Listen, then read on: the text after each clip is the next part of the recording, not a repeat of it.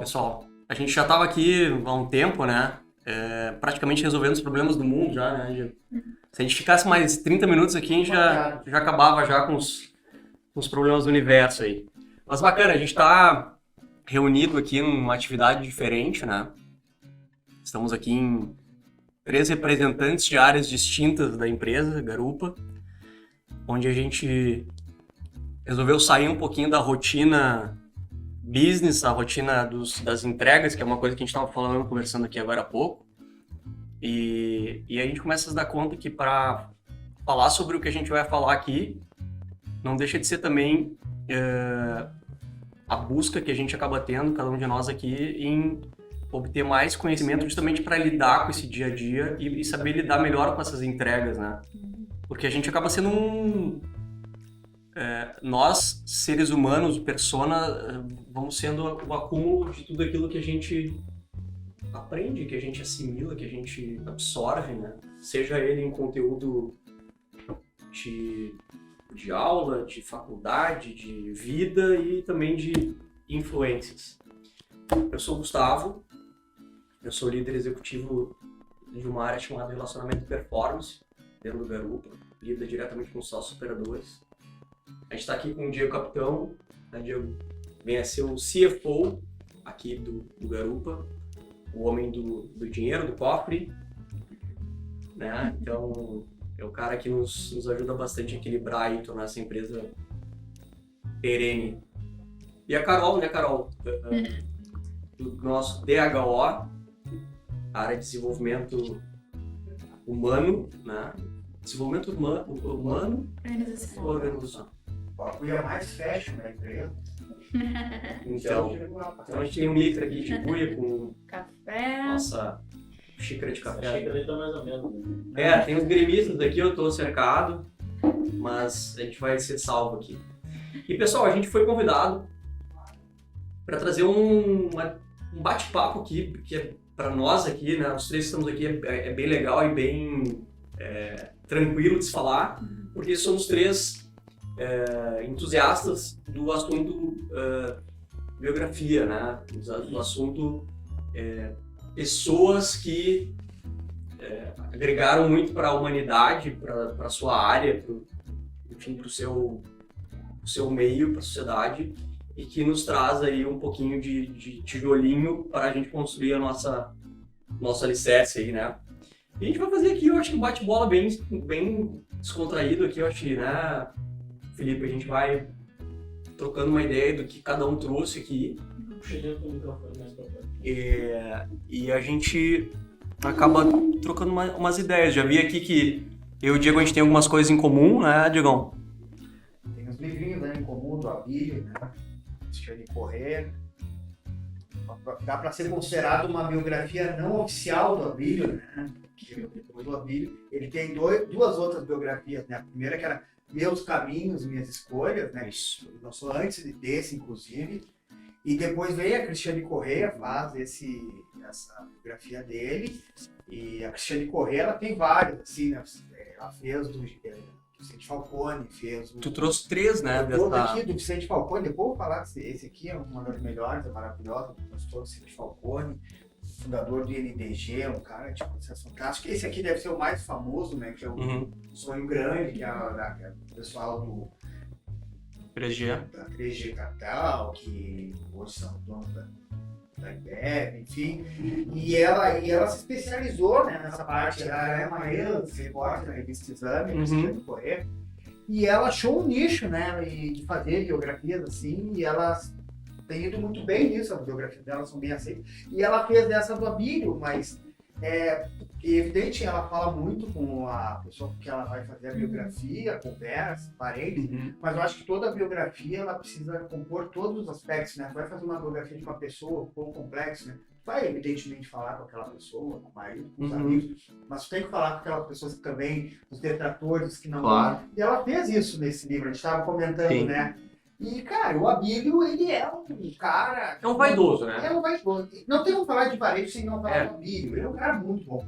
Mas ele tem uma personalidade difícil. E isso está escrito aqui também das pessoas que trabalharam diretamente com ele. Os acessos de raiva, né? Das questões difíceis que tem. como todo, ele tem a assessoria dele, e ele não ficou muito feliz. Ele falou, não é a minha essa biografia, não, tá, eu vou fazer a minha. E aí ele fez essa nova aí que eu botei, que é os novos caminhos, novas escolhas. Mas eu achei meio autoajuda, meio assim, muito... Se a gente puder elencar, assim, uma ordem cronológica, né, dessas biografias, seria basicamente, como o Diego falou, um anterior aqui é do Abílio, da versão da Cristiane, que é o Caminhos e Escolhas. Vem essa biografia da Cristiane, e aí ele vem com uma terceira, né? E aí eu faço um contraponto aqui, tirando essa parte do livro da Cristiane, mas colocando o que não está aqui, que é o primeiro, seria a primeira fase da vida do Abílio. E ele procura nesse segundo aqui deixar muito claro isso, que é um Abílio antes da maturidade e um Abílio depois da maturidade. E justamente eu acho que para dar uma amenizada... Claro. Evidentemente, é uma outra pessoa. O Abílio, não sabe, ele foi pai normalmente com 70 anos. Isso. Né? De um novo relacionamento. Ele é uma pessoa que se cuida muito, né? Em relação à saúde. É um cara que até hoje corre maratona e tal. Sempre foi muito presente na vida dele. Então ele tem uma qualidade de vida muito boa que permite ele estar numa nova fase da vida e ainda muito ativo, né? Sim. E é evidente, claro, faz todo sentido também ele relatar no livro essa nova fase, mais maduro, que ele aprendeu. Então também faz sentido ele ter uma nova biografia. Sim. Né? Mas, cara, toda aquela biografia que é comandada pelo próprio biografado, ela naturalmente tem uma área chapa branca, né? Isso é normal, assim, como filme. Mas não tira o mérito de alguma coisa que tem ali, evidentemente, né? Imagina, a questão do Abílio, ele foi sequestrado, né, nos anos 80, lembra? Sim. Um grupo chileno, Sim. Foi só no Brasil, né? Os caras dos revolucionários do Chile vieram do Brasil, sequestraram o cara. E imagina, só ele para falar naquele momento, ele relata aqui, né, na biografia dele, quando ele ficou no cativeiro, sozinho, então, algo assim, e só a pessoa mesmo, né, que tem para poder falar isso. O ator, né, o ator. E o que fica bacana aqui, como a gente falou, são três pessoas de áreas distintas aqui da empresa. Então fica bem evidente até nas escolhas, assim, que... Claro, existem algumas coisas em comum, por exemplo, minha do Diego, a Carol aqui ainda tem uma outra abordagem que depois ela vai falar um pouquinho pra gente. Mas se mistura uma questão de business... Ficou interessante porque tava vendo aqui, o Diego trouxe uma biografia do Lobão também, e eu acabei trazendo uma do Boni. Então aí a gente sai um pouquinho do nosso olhar business, assim, que acaba sendo comum, por uma questão também que é um outro viés da biografia, que é tu ir para essa área mais entretenimento, né? Querendo ou não, aí cada um vai ir para um caminho, né, Carol, que vai ser pelo gosto, né, digamos assim. O que tu trouxe ali pra gente? Bom, eu vim bem diferente, né, dos meninos. Eu acabei trazendo, então, um livro do Diário de Anne Frank, que acho que todo mundo ouviu falar, nem que seja um pouco da história, né? E sempre gostei muito de ler sobre, desde pequena, assim, muita curiosidade de saber como é que era, entender. Então eu li aqueles livros, assim, escritos por pessoas que, ao meu ver, era uma leitura um pouco rasa. Porque eu não conseguia sentir como é que era o dia a dia dela, o que passava na cabeça dela, tão jovem, toda aquela situação. E com o passar do tempo, eu fui me aprimorando nas pesquisas. Em algumas viagens também que eu tive a oportunidade de fazer, eu visitava algumas pessoas que tinham passado por esse tipo de experiência do Holocausto. E aí eu fui presenteada por uma amiga muito querida, né, que tenho até hoje, com um livro mais fiel à história da Anne, onde o pai dela, né, participou de toda a escritura do livro e tudo mais, então desenvolveu muito mais a pegada de o que foi o dia a dia dela. Esse aqui? É impressionante, né? É um livro que se for parar e comparar com os outros, assim, tu vai ver que muita coisa vai se repetir. Sim. Né? Mas tem umas fotos diferentes. É muito parecida, né? Então, assim, tem algumas fotos diferentes, né? Tem algumas situações aqui também. Vou mostrar aqui na câmera. Não sei se tá bom aí. Foi? Então, aqui eu consegui captar um pouco de como foi essa experiência para ela e como isso impacta no ser humano que a gente tem até hoje. Sem dúvida. Né? É uma obra-prima, né? Ele é famoso mundialmente, Sim. né? Pra quem sabe, ela escreveu esse livro quando ela estava foragida, né? Do regime nazista e tal. Ela, uma família judia, estavam no porão lá escondidos. E esse diário, assim, dá para marcar bem, assim, uma transição dela, porque no início ela é um diário de uma adolescente, então com as birras, com as questões de uma adolescente daquela época, então o namoradinho, as brigas com a irmã, a briga com a colega, questões pueris, assim, da vida. E daqui a pouco ele começa a ter uma quebra, ele começa a se tornar um diário mais sério, mais sisudo da situação, né? Que ela começa ali, que ela tá, enfim, escondida, ela vai relatando, ela não tem o que fazer, né? Sim. O anexo secreto não tem que fazer barulho, tu via o mundo através dos passos dos outros, tu conseguia espiar alguma coisa na janela. E é bem como tu trouxe, né? Ela foi descobrindo quem realmente ela era e o quanto ela era diferente da família dela.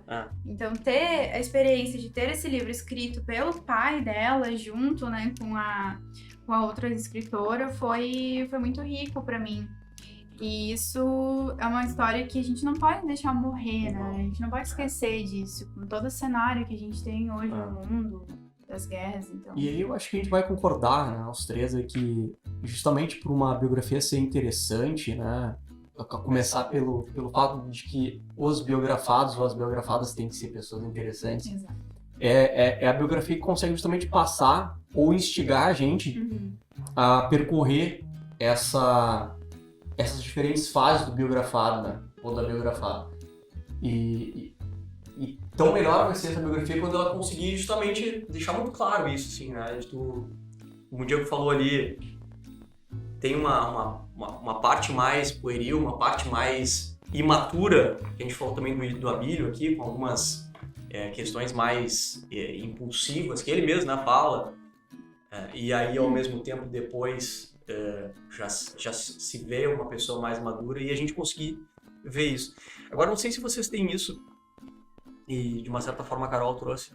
Eu, não só em biografia também, mas às vezes em documentário, que é outra coisa que eu gosto muito. E aí eu acho que não tem como descolar uma coisa da outra, né? Porque somos provavelmente, posso estar errado, mas somos provavelmente, e eu falo por mim nesse caso, muito mais um adorador de assuntos mais realistas do que ficcionais, né? Isso é uma característica minha. Mas eu sempre gosto, depois que eu li, ouvi alguma coisa, de sentir vontade de visitar o ambiente em que aquilo aconteceu, né? É a experiência completa, né? Isso é muito legal, assim. E eu sou uma pessoa muito parecida contigo nesse sentido. Eu gosto muito de biografias, gosto muito de documentários. Tenho essa curiosidade sobre guerras, um cenário bem mais trágico, né? Que acaba sendo mais pesado.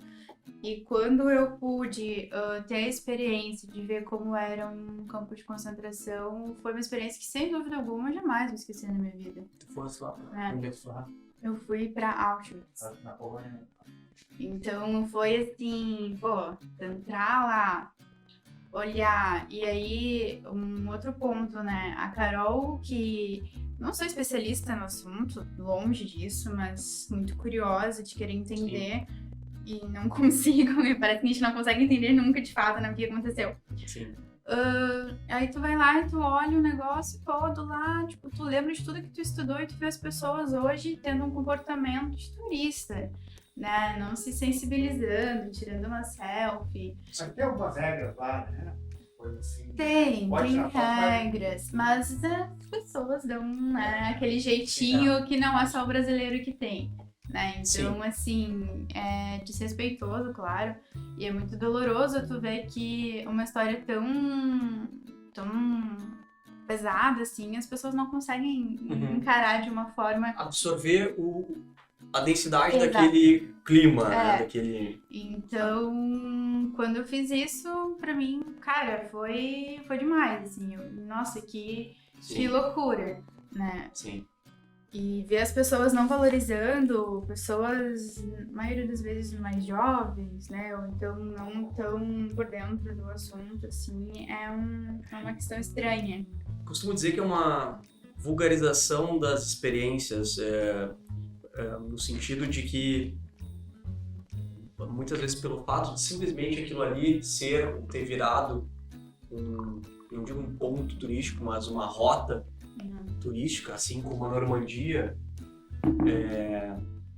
faz com que algumas pessoas se comportem, como tu falou, como se estivesse na Disneylândia. Né? Exato. E as questões são diferentes, né? Que tornam uma coisa um tipo de rota turística e outras outro tipo, né? Mas é a banalização aí, eu acho que vai muito da... E, na verdade, pegando esse gancho aí os escritos dela foram achados depois, né? Quando, enfim, os aliados já tinham tomado a Alemanha e acharam, né, um anexo lá, aqueles escritos, e aí que teve essa proporção histórica. Até porque não se sabe exatamente o que aconteceu, né? Se presume que a família dela tenha sido identificada lá no anexo e tenha sido... Aqui? A gente tá aqui em... Quem sabe faz ao vivo, né? E não se sabe exatamente o que aconteceu, mas se presume, sim, né? Que o fim não tenha sido dos melhores, dada a circunstância. E ela parou de escrever abruptamente. Mas eu queria pegar esse gancho que aí, quando acharam o escrito dela, ele começou a ter esse valor histórico, enfim, que aí começou a ser publicado alguns anos depois, a primeira vez, né, o Diário de Anne Frank. E aí eu trago a questão assim, existe um momento para se publicar uma biografia? Existe um time, né? Porque é importante também, né? Começa a publicar uma biografia, será que o time é o correto? Por exemplo, eu posso trazer aqui um exemplo. Eu tenho aqui a biografia do Carlos Wheeler. Ele é um dos fundadores, o fundador, né, das escolas Wheeler, e hoje ele já vendeu a participação dele, enfim. Hoje ele tem... Cara, é pouquíssimo. Na verdade, deixa eu botar aqui uma... Essa aí. E, enfim, aí ele tem participação em várias empresas que franquias do Brasil hoje, Sim. Taco Bell, enfim. E ele lançou essa biografia na época, fala dos esforços dele para empreender na Wizard, que fazia o xerox, enfim, da ligação dele lá com a Igreja dos Mormons, tudo aqui. E depois teve toda uma questão envolvendo o empresário e tal, então fica essa questão. Eu trago outro que eu não tenho aqui, uma coisa depois se alguém tem, aí eu citei, não mostra muito o X da eleição do Eric Batista, Sim. Né, que é um dos mais vendidos, né? Não deixa, ver o X da eleição do Eric. Então, será que tem um time? Será que, né? Eu não tenho aqui também, eu li a biografia do Hermínio João de Moraes. Cara, ele lançou e já tinha 70 e Vral, né? Então já tinha toda uma história. E eu vejo que, às vezes, as biografias elas estão lançadas quando o cara tá na crista da onda e talvez esse não seja o melhor momento. Eu me lembro do Justin Bieber, com 16 anos, tinha uma biografia na livraria, te juro. O que tem 16 anos, vai contar o quê? O nascimento aos 16. Larissa Manoela. Sabe? Mas vem cá, aí o cara fala de uma biografia. Claro que é pra vender, puramente comercial. Por que tu vai contar uma biografia com 16 anos? A tua vida tá rolando. Então, acho que às vezes o time, muitas vezes, só pra questão de pegar, assim, que tá na onda, vai vender legal. E aí uma editora lança, não só empresário, artistas, enfim. E aí fica aquela pergunta, mas será que tem? Acho que não tem, mas acho que tinha que ter uma seleção melhor, assim, uma biografia. É o que vai contar da tua vida. Quando a tua vida ela tá em movimento, você tá, talvez o time não seja aquele, né? Esse ponto é uma provocação extremamente interessante, essa que traz pelo seguinte: todas as pessoas têm altos e baixos, né? Então, assim, vamos partir da premissa que para uma pessoa fazer uma biografia, não necessariamente ela é uma pessoa que tem que ter tem que estar necessariamente sempre por cima. Aliás, teve o exemplo aqui da Carol. Então, eu acho assim, minha visão é que tem uma coisa que eu acho que torna as biografias mais atraentes para o olhar de quem lê, que é o distanciamento histórico. Eu acho que o distanciamento histórico o exemplo do Eike Batista eu acho que é bem oportuno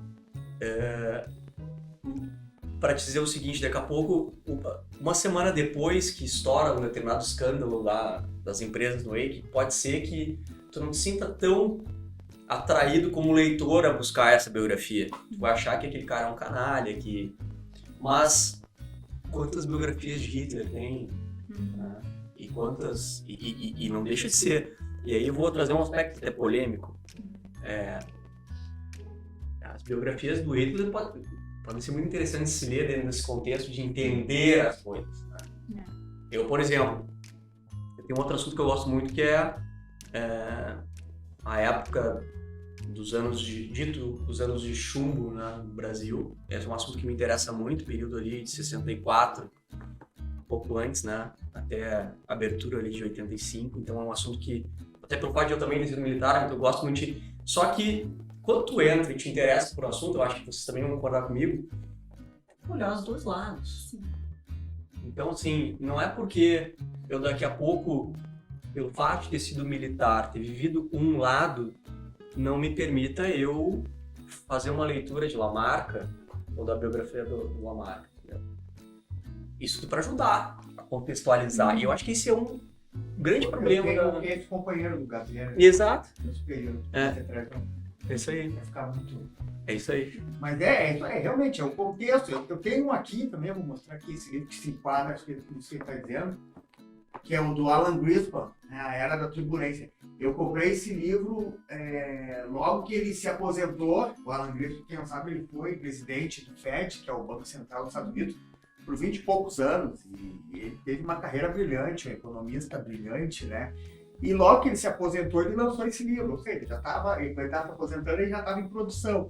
E foi muito bem vendido na época, recebeu críticas muito boas.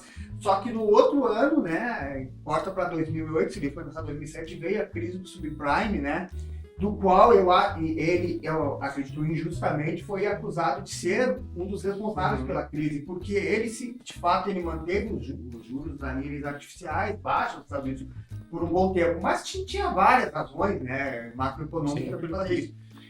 E aí ele foi considerado culpado, assim, pela crise por causa dessa taxa, mas na verdade essa crise era bem mais complexa, né? Bem mais extensa, foi muito mais, a gente está conversando mais da ganância do mercado, enfim, de fazer produtos financeiros em cima de produtos, né? Ou seja, mas assim, faz o seguro do seguro, resseguro do resseguro, e era uma coisa assim sem menor critério. Sim. Então, o subprime, já o próprio nome diz, é uma questão de crédito para as pessoas que não deveriam ter crédito. Então, aquela dançarina nos Estados Unidos tinha um financiamento de 2 casas. E o grande o ativo que permitia isso era o próprio imóvel, que se valorizava constantemente. Passa o imóvel a não se valorizar mais, por uma questão de mercado, aquela pessoa contrai uma dívida maior do que o próprio imóvel. Exatamente. E ela não consegue mais pagar. Porque entra também as variáveis, né? Depois de 3 anos, entram as variáveis. E aí os caras começaram a se ferrar, porque não tinha mais aquela taxa artificial baixa. Mas colocar tudo a culpa no Alan Greenspan, ele foi fortemente criticado, né? E hoje ele é um intelectual, ele está fora do mercado, e ele é um cara de viés liberal, né? Então, talvez daí os ataques dele, ele sempre foi um cara muito assertivo nas opiniões dele. Esse livro aqui é um compêndio disso, ele defende muito. E é um livro muito bom, técnico, mas muito bom, assim, eu li ele em 2007. Mas também, um ano depois da biografia, aquilo que a gente falou, aí vem essa crítica. Então, hoje... De um descrédito, né? Falando esse cara aí, associado, na minha opinião, acho que erroneamente, à crise do subprime. Mas, enfim, leva a gente a se questionar, né, os momentos de tu lançar uma biografia, né? E aí, dentro da analogia do momento certo, eu acho que um biografável ou uma biografável, a decisão de se estabelecer a biografia dessa pessoa, ela não deve analisar o momento melhor ou pior, porque senão é que nem a história de ter filho, né? Se pensar demais, tu não vai ter, por questões, eu não tenho dinheiro nesse momento para ter... Não, cara, quer ter filho, tem que ter filho, vai ter filho. Vai passar perrengue, vai. Mas as pessoas querem ter filho e depois tiver a carreira estabilizada. Exatamente, no momento certo, né? Ter 5 promoções, viajar 2 vezes para o exterior, agora posso. Exatamente. Mas tem um... Exato, então. Mas, e aí a gente tem, eu acho que tentando trazer o aspecto da biografia para um lado mais leve, né? Assim, eu até trouxe aqui um livro que para mim foi muito interessante, esse livro Boni aqui, que da mesma forma que eu citei, né, quando tu estabelece aí uma biografia de uma pessoa partícipe de um momento como o Holocausto, tem-se vontade de conhecer mais sobre o Holocausto em si. É a mesma coisa eu senti aqui quando eu li o livro do Boni. Tu vai criando ramificações na busca do conhecimento, por exemplo, sobre a televisão, a história da televisão brasileira.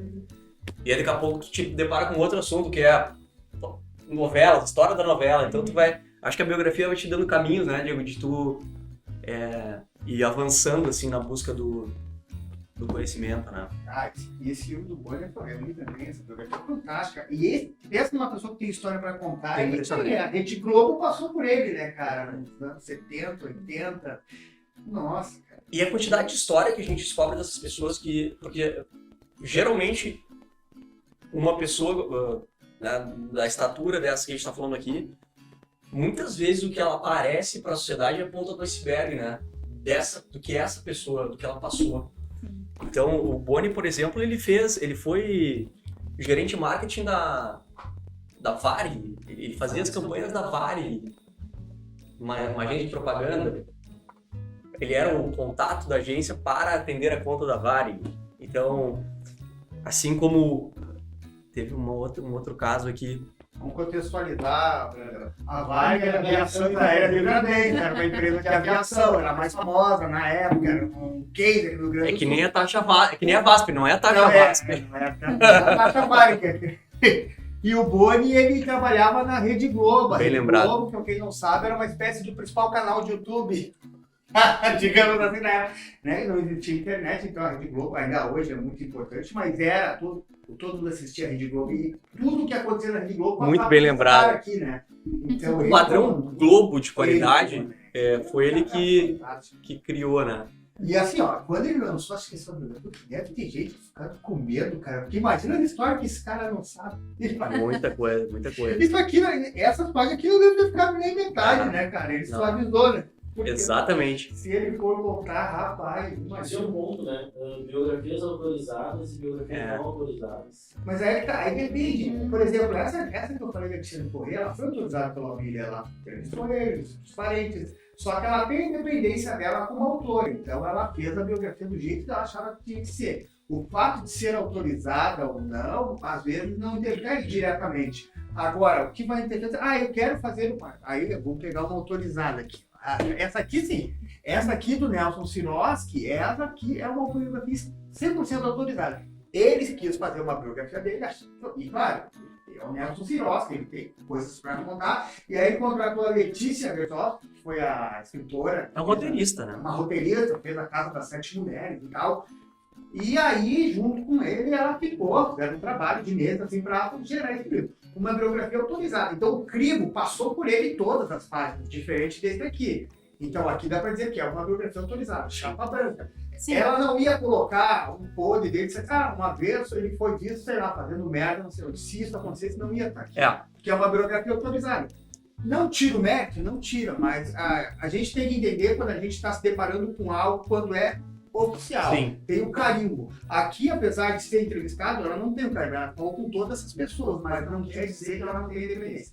Aqui, essa pessoa foi contratada pelo biografado para fazer. Então tem o carimbo oficialesco. Vale contextualizar quem é. Tem, ó. O Nelson? O Nelson Sirotsky aqui, né? Falando aqui, ele foi o executivo da RBS. RBS é afiliada aqui da Rede Globo. Afiliada.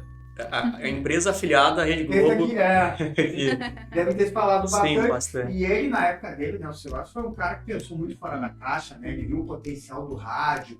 Acho que partiu dele começar a cobrir Copa do Mundo, que a Gaúcha, a pauta Sim, ele tem case muito grande com o rádio. Ele tem case, assim, ele conseguiu a concessão para começar a operar aqui a STV também. Então, para aquela época, ele deu saltos gigantescos, né? Ele foi muito importante, assim, para a RBS. Sem dúvida. Tanto que ele foi executivo por décadas, né? Era uma referência. E é hoje ainda, né? Quando você tá no board ali. Agora, tem a mim, particularmente, essa provocação que o Felipe trouxe do autorizado, não autorizado. Eu até vou sair do aspecto autorizado, não autorizado, mas eu vou ir pro aspecto do maior ou menor proximidade biógrafo, né, que se diz, em relação ao biografado. Aí eu acho que esse distanciamento de proximidade, de vínculo, de amizade, quanto mais afastado for, eu acho que mais interessante para mim ela se torna a biografia. E não está aqui, obviamente, né? Aqui a gente trouxe algumas sugestões, né? Diego, Carol, mas enfim, eu não poderia deixar de citar aqui biografias que, no meu entender, são uma concura aí. Do Chateau, do Fernando Moraes, que, aliás, eu acho que abre esse parênteses aqui para falar de Fernando Moraes, que acho que um dos maiores biógrafos do país, né? Tem, enfim, bastante, né, coisa escrita. Então, acho que vale dizer como uma sugestão aí para quem não leu o Chateau, O Rei do Brasil. É um baita de um livro. Recomendo, inclusive, ler o Chateau com um dicionário do lado, que, aliás, é bem interessante. A quantidade de vocábulos. O filme foi legal. Ah, não, o filme deu problema. O filme aí é um aspecto financeiro, né, Diego? Deu problema lá com o Guilherme Fonte lá. Ali ele não. Na realidade, não seguiu o não budget. prestou contas, né? Não seguiu o budget. Eu acho que seria o caso do Guilherme Fontes ler um pouco mais de Alan Greenspan, né? Enfim. Ou esse cara, eu acho que eu aconselharia ele ler um pouco mais de Zé Galói e a sua austeridade. Pois isso aí. Que aqui é um pouco também. Aqui.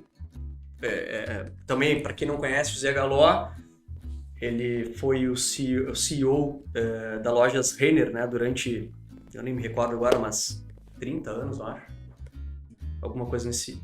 Então, ele participou de todo o ramp-up, todo o crescimento, o desenvolvimento da rede, e com um viés muito focado nessa questão da austeridade, né, dos conceitos basilares do que é gestão, né?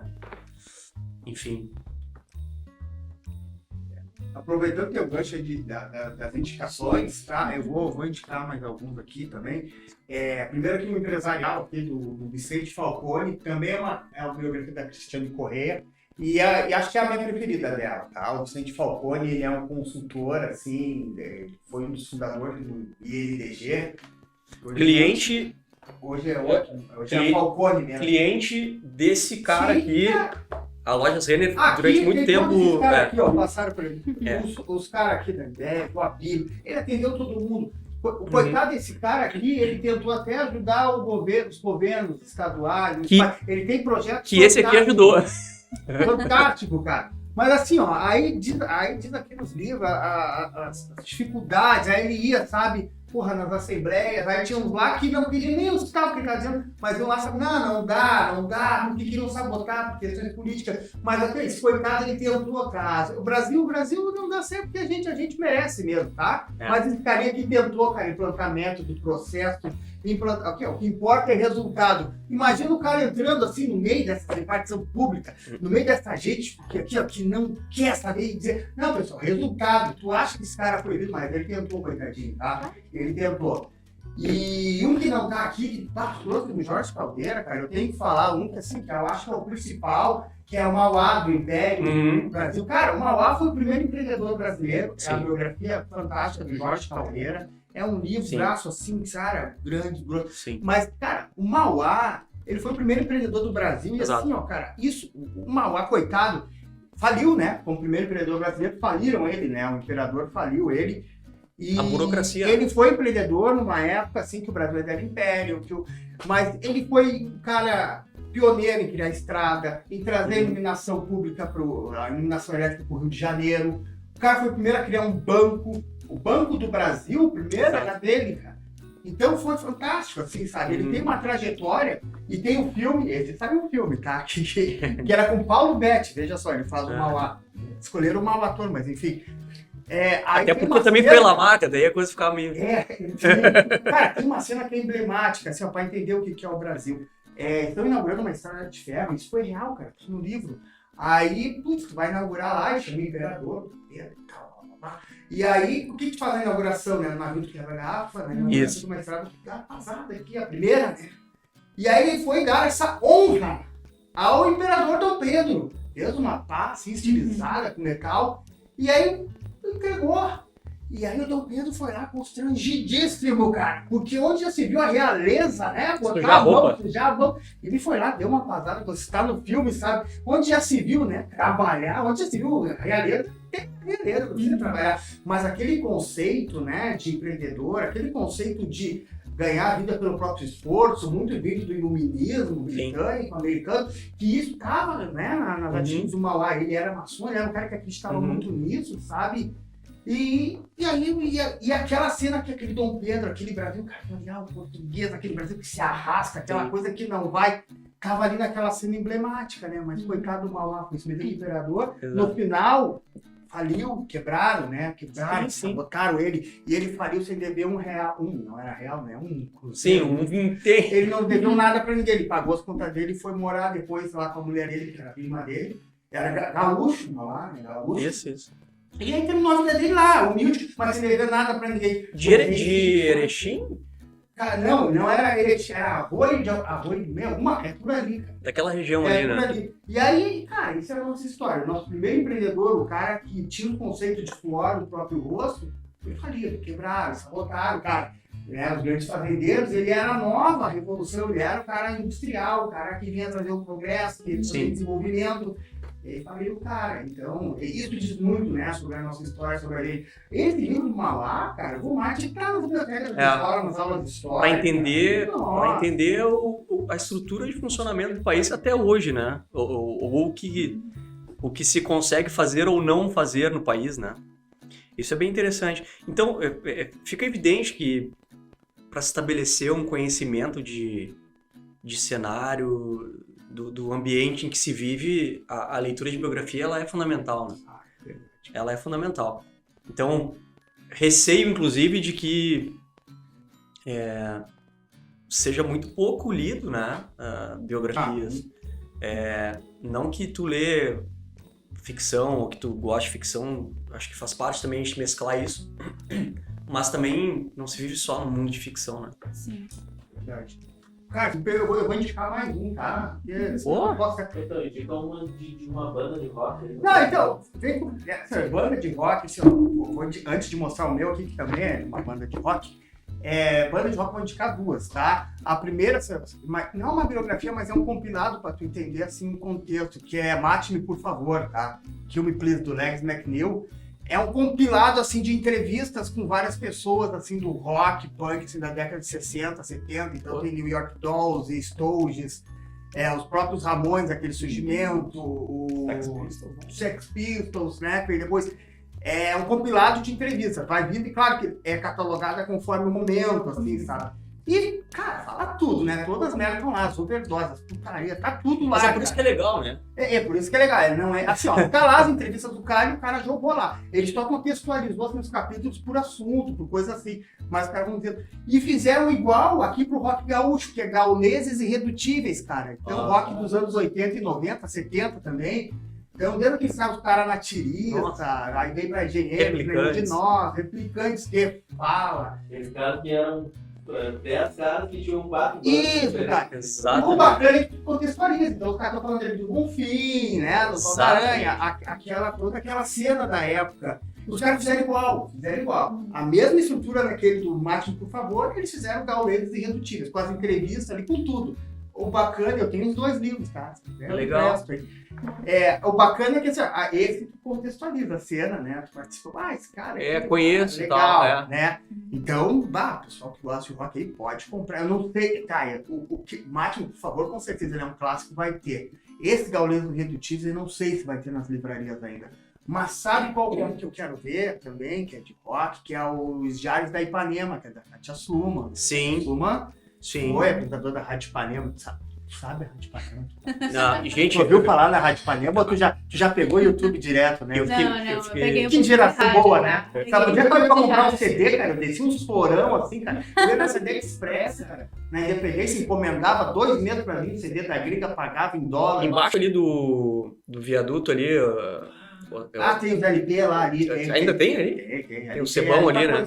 Que agora o LP ganhou... Tinha alguma... Bom, na época que a gente ia comprar LP, tu ia passando os Pô, eu discos. tenho uma raiva Eu me lembro de do cheiro gravador. do... Ela vai agora, baixa ali rapidinho a música que eu levava, tomava palma pra descobrir a música, cara. Putz, É impressionante, né? Mas hoje Mas que bom, né? Que bom. tecnologia Não, tá aí, não. né? Eu tenho 27. Olha aí, né? Não Tu sou mas tu velho, sabia o que era Varig quando a gente falou aqui? Sim. Sabia. A Varig faliu porque todo mundo tem tarefa das Varig. Sim. Não, sim, tá. Inclusive tá, eu não lembro. De prata, né? Tem um livro que dizia. Os caras, eu tinha um cara, acho que era aquele. Excelente biografia também do Rubem Berta, né? Sim, pô, os caras da Varg, sensacional. E assim, os caras, eu não lembro o que dizia, um socialite, acho que esse cara, eu cansei de fazer festa com os caminhados da Varg. Sim. Aí diz muito também da gente como Brasil. Mas pra eu não esquecer de indicar, então, de esses 3 de rock aqui, mas tem uma biografia, cara, que é bacana, assim, que eu queria falar, né? Já me estendendo. Mas assim como o livro, ele tem uma coisa assim, que o filme muito mais, né? Porque o filme te pega no momento, né? Sim. Então, aquele momento quando tu tá pra ver um filme, por isso que o filme tem que ser visto no cinema, tá? Sala escura, vazia, pra tu ter aquela mentalidade ali, né? Porque tu vai ficar vendo filme de celular ali. E ele vai te impactar de diferentes formas, porque é um filme, uma obra de arte, então ele vai impactar de uma forma, de outra, sabe? Do contexto, tem aquele filme na Netflix, assim, que é a história de um casamento, com a Scarlett Johansson, Gordon Driver. Putz, é toda uma separação e não tem bandido, cara. Porque é uma merda. Sim. E aí o cara que passa aqui, putz, então ele vai te... Pra Carol, por exemplo, a Carol tem 27, não, talvez não seja tanto com o filme, mas ele te impacta de diferente forma. Mas eu Sem gosto dúvida. desse preâmbulo aqui pra... Que o livro também, cara, ainda que o livro, muitas vezes a pessoa leva um ano para ler um livro, mas o capítulo vai te impactando a vivência. Então esse livro aqui do Lobão, cara, é a biografia dele, 50 anos a 1000, eu li num período assim de férias, que eu tava de férias forçadas, eu tinha saído de uma empresa, e eu saí para fazer uma viagem, assim, e disse, vou pegar um livro para ler nessa viagem. Peguei esse aqui, e eu não queria um livro técnico, né? Porque, Sim. e eu gosto muito do Lobão. Eu gosto. E se você não sabe, o Lobão é um cara extremamente talentoso, Sim. um compositor fantástico, um músico exímio, excelente. O cara toca violão clássico, piano, bateria, o que falar de instrumento ele sabe muito bem. O cara que entende de estúdio, assim, então ele é um artista na acepção da palavra. E é um cara polêmico, né? Eu gosto dos caras polêmicos. Sim. E o Lobão, eu já falei, o Lobão tu não sabe, Lobão é polêmico. E ele foi polêmico a vida toda. Sim. Né? Então, hoje o Lobão até é taxado de reacionário, mas as pessoas esquecem que em 89 o Lobão, em pleno Faustão, gritou, vota Lula lá. Não, e esse era o Lobão, né, cara? Ele é assim, né, cara? Ele tá sendo... o Lobão é um cara que tá sempre se... Eu não diria se reinventando, porque ele acaba sendo muito coerente durante esse período todo dele, mas essa questão de ser taxado, ele é um... Cara, ele é um artista, cara. Intaxável. Eu acho que a questão Ele é um artista na acepção da palavra. O Lobão começou num grupo com o Bima, que era com o Lulu Santos, o Hit. Então essa era a geração dele, sabe? Aí ele fez parte da Blitz, sabe? Exatamente. Saiu quando a Blitz estava na crista da onda, aí ele lançou um CD próprio. Lobão dos Ronaldos. Lobão dos Ronaldos. Então ele nunca assim se aceitou ser um artista Estanque, né? Estanque, acomodado. Ele sempre buscou algo fora, assim, sabe? E ele sempre paga o preço. Ele paga. O preço da autenticidade, né? Da autenticidade, cara. Então, cara, assim, ó, o que esse cara fez assim, ele tem muitas situações muito legais. Ele não tem um momento que ele inventou que ele queria sair na bateria da Mangueira. Sim. Anos 80. Aí, vou contar essa historinha, essa só tá no livro, é bom. Aí ele foi lá fazer. Ele queria fazer pra entrar na bateria, tem que fazer um teste, né? Não é bem assim que vai chegar e tocar. Aí os caras não queriam. Ele conhecia o Ivo Meirelles lá, né? Da Mangueira.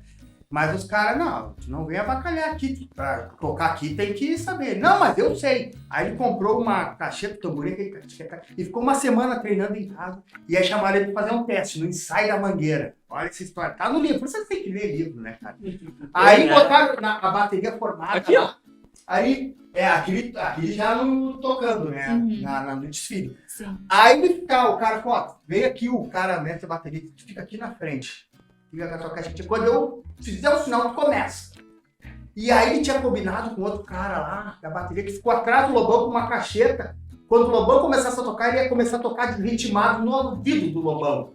Pra fazer o cara errar mesmo, pra ver do que era. E aí ficou 30, 40 minutos de ensaio assim, o cara no ouvido, aí ele tocando ali. Ele foi aprovado, aqui a foto dele saindo no desfile da Mangueira, tocou no desfile da Mangueira, na bateria e tal. Não só isso, fez uma parceria musical com o Ivo Meirelles, trouxe a bateria da Mangueira para ir nos shows, anos 80, cara. Ele tinha, sabe? Aí ele era criticado pelos roqueiros, porque ele botava samba no rock, e era criticado pelos sambistas, porque botava rock no samba. E lá, ele tocava Vida Bandida e botava a bateria da Mangueira. Sangue importa. Isso aí.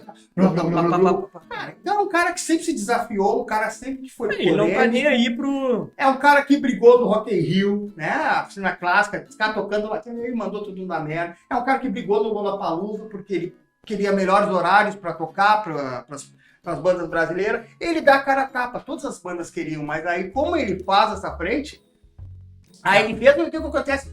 O Lobão, sabe como é que é, né? Ele desse jeito, e as outras bandas aceitarem e fica ele como louco, como porra louca. Mas ele é um cara assim, ó, eu não tô dizendo que ele é perfeito, mas ele é um cara que se desafia, é um cara que não tem, sabe? Ele é o que é, ele é um artista de fato, e eu acho que um artista tem que ter as suas incoerências, tem que ter as suas... É fantástica essa biografia, tem umas 500 páginas aqui, vale a pena, tirando a férias de julho aí, pede aí. E o grande erro, eu acho que para quem se dispõe a entrar no universo de biografia, de documentário, de aprofundar esse tipo de conhecimento é justamente não ir somente procurar aquilo que lhe agrade aos olhos, aos ouvidos, seja em versões, em atitudes. Eu acho que o rico de tudo é justamente a gente se deparar com pessoas que têm atitudes diferentes das nossas, que nos fazem crescer, seja por concordar ou discordar, entendeu? E aí também começa a surgir a nossa representante do DHO, né, de RH, que dizia que, a gente voltando no início da nossa conversa aqui, que isso aqui nos ajuda a estabelecer a nossa construção de pessoa e principalmente a nossa capacidade de saber ter empatia com diferenças, né? Então assim, porque eu não vou ler o Lobão porque ele usou droga? Óbvio que não. Sim. Aliás, quem sabe não é uma maneira de Conhecer, de uma certa forma, tu entrar em contato com as drogas sem ser usuário dela. Por que levou? Por que foi desse jeito? Será que é isso mesmo que o pessoal falava? E ele escreveu, tá? Só que, claro, teve uma revisão do Cláudio Tonholi. Que, aliás, estava muito mal de saúde, né, o Cláudio Tonholi. Mas ele escreveu. Tanto que ele fez uns livros depois, enfim. Escrita por ele. E ele não alivia nem pra ele mesmo. Ele tem questões pra ele muito complicadas, né? Mas com a mãe dele também, que se suicidou, é um livro que ele não pula, sabe? Ele mostra que ele arranca, né? Mas eu tem uma biografia bem... Eu vi o filme, né? Eu vi o filme também, mas disse que a biografia é a mesma coisa que o filme, assim, né? Aquela bem fiel. pegada bem... E também tem, né? Sim, tem a perda do cara, né? A filha do cara. Não, tem muita história densa, tem a ver com o que a Carol falou também ali de tu mergulhar em assuntos que são, agora não é provocativos, mas também não instigantes, a palavra me fugiu agora, mas polêmicos, inquietantes, né, que nos soam até mal, mas que de uma certa forma a gente quer buscar aquilo, quer ter contato com aquilo. Agora saindo um pouquinho de biografia, mas indo pro lado de documentário, dentro dessa linha da densidade, recomendo, acho que tá até na Netflix, um documentário para os mais antigos que gostavam de In Excess, um documentário sobre Michael Hutchence, fantástico. Assim, baita um artista, que também no documentário traz todo um aspecto por trás da vida do cara. Então, assim, tem muita coisa legal quando a gente aprofunda a vida das pessoas. Eu acho que é essa a questão. A vida né? Cara, não, sim, e cara, esse cara sabe que o Bono fez uma música, né, cara? Sim, eles eram muito amigos. Muito amigos, muito próximos. Mas, cara, é isso que diferencia. Eu acho que a biografia, ela não precisa, por exemplo, aqui é uma biografia oficial do Lobão e o cara tira o band-aid e não tem, e mostra, né? Até porque muita gente já sabia. Claro. Então, voltando àquele ponto que a gente tinha, né? Eu digo muitas vezes a biografia, mesmo sendo oficial, ela pode ser consistente. Sim. Não precisa passar pano. Sim. Sem dúvida nenhuma. Mas eu acho que... eu vou fazer uma pergunta aqui. Vocês lembram qual foi a primeira biografia? Vocês lembram? Eu lembro. e marcou muito foi a do Marcelo Rubens Paiva, Feliz Ano Velho. Mas, eu li, era uma biografia? Era uma biografia. um certo ponto sim, Dele, né? Foi que tô O livro começa assim, né? Ele te atirando. Isso. Na realidade, acaba sendo uma biografia porque pega o start do livro, ele até a primeira palavra do livro é que é o som que ele escutou quando ele bateu com a cabeça. Muito bom. E aí o livro ele faz na realidade um ponto de partida com eu li esse livro, Eu lembrei qual foi eu tinha 14 anos. 14 anos. Eu tava no colégio, lembro de. Então, assim. E aí vem aquela coisa. Somos uma geração aqui, eles falam mais, né? Geração X e tal, que nós não éramos tão protegidos de tocar em certos conteúdos. Sim. E isso não, muito pelo contrário, não nos fez mal, nos fez ter contato com situações mais densas mais cedo. Hoje, não vou poder entregar um livro desse para minha filha, não vai saber como ler, como assim? E me marcou muito, então por isso que eu trouxe esse assunto do primeiro livro. Cara, a minha primeira biografia, sabe qual foi? Christiane F. Então... Pô, pesado, eu nem vou dizer quantos anos eu tinha. Eu li isso, acho que meu pai nem sabia que eu tava lendo. É um clássico. É um clássico. Tava ali na estante e eu peguei folheando, coisa assim, lendo. Eu acho que eu devia ter uns 11 anos, cara. Eu não entendi metade, assim, mas eu tava lendo. E na época minha irmã, que é mais velha, na escola pediram pra ela ler o Feliz Ano Novo do Leigh Fonseca. É um baita livro. É um baita livro. E meu pai não queria, porque era um livro bem pesado, bem pornográfico, bem tudo, né? E eu lendo Christiane F, ele nem sabia ali na distância. Sim. Uma coisa de eu lia, eu não entendia nada. Assim, cara, heroína, que nem sabia o que era isso. Mas foi a minha primeira biografia. Foi uma maneira de botar o bode na sala e de repente fazer ele aceitar o...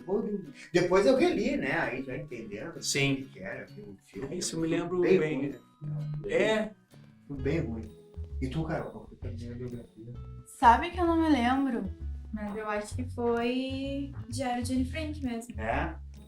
Foi um dos primeiros dos livros, assim, as leituras, né? Que não eram gibi, que não eram um livro da escola, algo mais leve. Algo que tu buscou. Foi algo que, diferente isso daí, uma menina, né? Vou ver o que é. E começou a tomar essa proporção que até hoje eu gosto muito de ler. Mas que eu me recorde, assim, foi a primeira. Tem tanto livro, né? Dois que eu preciso trazer aqui, que até eu citei antes de começar a gravar, vale muito a pena. É a biografia do Tim Maia, A Força e a Fúria de Tim Maia. Indo para um caminho não tão biografia de uma determinada pessoa, mas quando a gente começa a analisar, posso dizer, a biografia de um determinado momento, por exemplo. Eu li um livro que gostei muito, que foi a história e as histórias da Bossa Nova, por exemplo, é outro assunto que eu gosto bastante. Mas tem um livro sobre música, para quem gosta, que também é do Nelson Motta, que é o Noites Tropicais. Noites Tropicais, sim. Que é muito bom. O Nelson Motta é um biógrafo não autorizado, né? Ele participou, ele é um partícipe. O Nelson Motta, ele estava em todos esses movimentos. E ele mesmo se diz, eu sou um... O último livro dele é o De Cu Pra Lua, né? Porque ele se coloca no papel, eu nasci com um cu virado pra lua, porque eu tive a sorte de participar de um monte de coisa. Assim, um aleatório. O Nelson Motta é um constante, ele foi o precursor do rolê aleatório dos movimentos musicais. Falando das biografias e do Roberto Carlos, que não autorizou pra recolher, né? Aí tá louco, né, cara? Aí não dá, né? Agora me lembrei, mandou recolher a biografia dele, do cara lá que saca. Tem. Sabe? Eu acho que uma pessoa pública, eu acho que isso aí fere, né? Um direito de isso. Se ele achar que em algum momento aquele livro, que a biografia tá ofendendo ele de alguma forma, bom, ele tem todos os meios legais ali, processar o cara em grana pra fazer isso, né? De processar o cara. Mas não vem com censura, né? Recolher livro, cara. É uma violência, cara. É uma violência com a liberdade de expressão. Tu olha a pessoa assim, de se expressar. é inaceitável, cara. E já não é. E a gente agora tem uma nova geração de biografados, ou pelo menos candidatos a biografados aí. Uns já estão, inclusive. Essa nova geração aí de empresários big techs aí, né? Tem muita gente para ler. Mas esse eu vou esperar, porque esses caras aí eles estão na crise, no ano que vem estão quebrados. Né? Aí eu vou te dizer. Sabe que a principal, uma das principais startups do mundo era uma fraude, né? Aquela que fazia teste de sangue, né? Era uma startup que a ideia era fantástica, né? Tu ia fazer o exame de sangue numa maquininha, assim. Como se fosse uma máquina de respirar, botava ali o dedo, picava, um minutinho, 20 eu fantástico! Olha, só que não funcionava, eles mandavam para um laboratório fazer, né? E aí descobriram a fraude. Então, todo esse movimento aí, tem muita coisa, né? Uma bolinha aí por trás disso. Porque tá rolando assim, um deslumbramento que aos pouquinhos vai pro mercado adiantar, mas não é bem assim, né? Perenidade, resultado, solidez, crescimento Perfeito. constante, ainda que pequeno, são valores que têm que ser preservados. Sim. Né? Ainda que eu não estou dizendo assim, aqui nós trabalhamos na tecnologia, tem que ter. Não quer dizer que não se busca inovação. Tem que ter. Mas esses conceitos que permeavam essas empresas, eles existiam por algum motivo, né? Aquelas coisas, né? General Electric, empresas feitas para durar. Sim. Fantástico, esse cara da General Jack Welch, isso. Então, eu acho que tem que ter um equilíbrio. Não, sem dúvida. E eu acho que. E aí é uma coisa também uma certa tendência e discurso da atualidade de querer para que uma coisa seja valorizada ou seja bacana, outra tem que deixar de existir ou tem que ser desqualificada. Sim. É como se tu tivesse uma Nasdaq sem que Wall Street não pudesse ser levado em consideração. Não é bem assim, as coisas são paralelas, né? Então, bom, a gente pode falar que é amanhã, né? Não sei como é que tá o tempo da produção aí. Ó, cara, o advogado Roberto Carlos ligou, disse que é pra editar a parte. Não, já mandou, o advogado já ligou. E Felipe não tem budget pra contestar qual porcaria. Mas Estamos falando das biografias dos empresários mais novos, e aí eu lembrei que vai sair uma série agora do Super Dumper. Já saiu, já estamos vendo. Já estamos assim, do cara do Trevor, né? O Trevor, bem legal. Não conta bem a história dele em si, mas conta a história. Do filme, já pega ele assim com a Uber em andamento. Assim. Travis. Eu vi o primeiro episódio só, né? Então, é interessante. Tem pra nós aqui, que é o meu segmento e tal. Gente, aí assim, ó, a gente vai ter que. Felipe, bom. Teremos um episódio. Fazer um episódio só sobre documentário, né? Eu sugiro que viram um filme. Ou assim, cases que viraram documentários. Eu cito aqui, para dar um teaser aí, a história da Abercrombie Fitch, né? Para quem não conhece, era uma grande grife de moda que também foi execrada por... A gente vai ter que falar do outro episódio, mas tem Steve Jobs e tal. Pô, a gente não falou de Steve Jobs, né? De biografia. Mas 5 anos atrás, essa conversa já ia partir daqui. Tá aqui Steve Jobs, Warren Buffett, ninguém falou também. Bill Gates. Tu viu? Viu? Tô mudando as coisas. Esses caras. Não, é verdade. Não, chegamos ao ponto de que Steve Jobs é quase um empresário das antigas, né? E tem... Da velha economia. Tem várias biografias, né? E tá certo, algumas metendo o pau nele. Acho que é assim mesmo, cara. Acho que tem que ter essa informação. Até o Super Pumped, ele traz um traço do Travis que é muito semelhante ao do Steve Jobs, né? Essa questão da arrogância, da falta de humanismo no lidar com as... Cara, assim, ó, esse personagem que é o Jordan Levitt, que ele no Superman, ele se baseou, ele tá parecendo ali o Michael Fassbender ali da rede social. Sim. Né? É igual, tá? Leão das redes? Mas não, ele tá, sabe o cara que faz o Michael Zuckerberg na rede social, é aquele cara meio assim, Mas ele arrogante e tal. Será o padrão. que assim mesmo ou eles criam esse Cara, padrão? tem que criar Eu acho que um tem um... personagem, né? Cara, uma persona, assim, né? Do cara que é super antenado na tecnologia, tem uma visão, mas ele não respeita as regras e tal.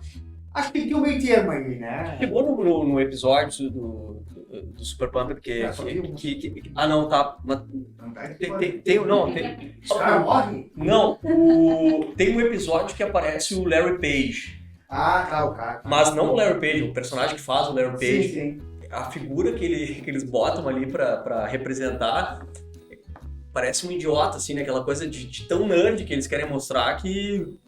Entendeu? Mas eles querem passar o quê? A áurea do gênio, da genialidade, que eles são acima do... Né? É muito parecido também com aquela série da WeWork, né? Tá, e as próximas biografias que estão na pauta de vocês aí? Ah, cara, eu acho que não sei. Eu fiquei curiosa pra ler essa do Lobão. Fiz uma propaganda, né? Propaganda também. do Lobão. Propaganda aqui. Eu também, mas eu Eu tenho... curioso pelaquela do Gaulê. Gaules Irredutíveis. Cara, aquele bom, assim, e é fácil de ler porque são as entrevistas, é curtinho, são trechos, assim. Essa deve Aí ser tem o boa. capítulo Bebedeiras, aí fala lá o Carlinhos Carneiro, eu tô bem, pode. Aí tem outro lá, uma vez eu tava lá no Oswaldo Aranha, que não sei o quê. E assim, é bom de ler. Eu não vou botar, cara.